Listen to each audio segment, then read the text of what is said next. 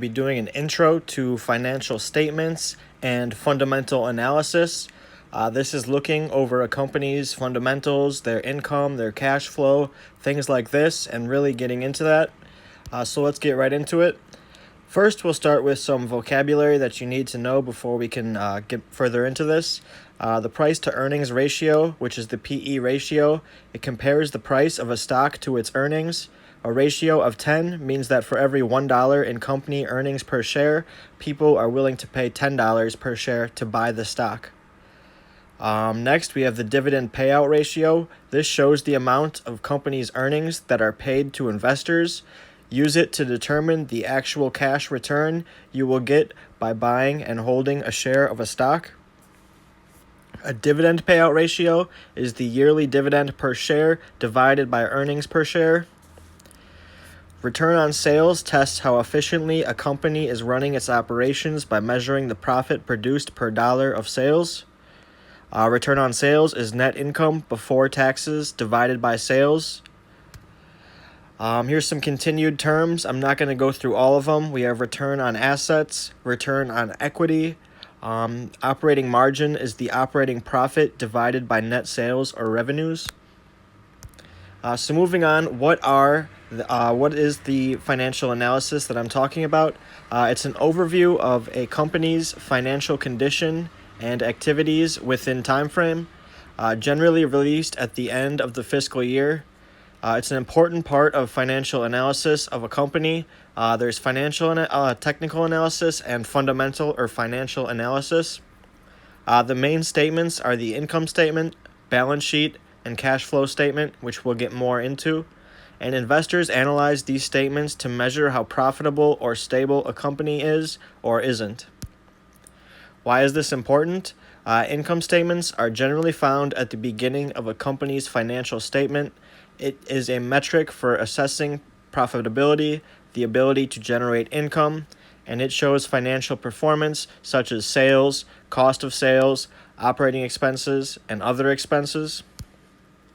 Important components are the revenue, of course, the net product or service sales, which is revenue derived from companies' product or service sales, operating expenses, the cost of sales, which is the cost associated with the sale of a product, such as manufacturing cost, fulfillment, costs associated with fulfillment, marketing. Then you have operating income, which is income after operating expenses are taken out. And here on the right side, you have an example of what one of these might look like. Continued, we have some more. We have interest income, which is interest generated from a company's investing extra cash. Interest expense is the cost associated with accumulated interest from capital and debt. You have net income, which is an important feature, amount of income left over after Amazon or whatever company has paid off all of its expenses. And then you have earnings per share, which is the profit for consumer. Next, you have the cash flow statement. This uses net income, which is pulled from the income statement. It shows changes in cash between two time points, and it shows where the money is being distributed to. This is kind of, you can dig a little bit deeper to see their cash compared to last financial quarter or year, and just make sure that the cash isn't being drained too quickly or anything like that. Some interesting components are the operating activity, which is the money associated with the company operation, such as employees and taxes. The investing activities is money associated with investments into infrastructure, securities, or buying other companies. You have financial activities, which are proceeds or expenses related to debt or currency exchange rates. And lastly, supplemental cash flow, which is miscellaneous cash flow for expenses such as interest paid and things like that. Lastly, we have the balance sheet. This shows the company's assets, liabilities, and stockholders' equity. A quick review is liabilities are money or assets that the company owes. Shareholder equity minus retained earnings is the amount invested in the stock by other people, and it can also be seen as assets minus liabilities.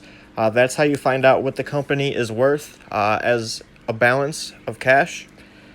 Some important components here are assets such as cash, securities, inventory, things of that nature. Liabilities, which are debts and expenses. You have preferred stock and common stock, which are two different types of stocks. Treasury stock as well, and retained earnings, which is the portion of the company's profits that are held for reinvestments back into the business. So if they're paying out all their earnings in dividends, they're not going to have very much retained earnings that they're keeping to grow the business. That's why it's important to look into these things to make sure they can afford to pay the dividend. They have the cash flow needed.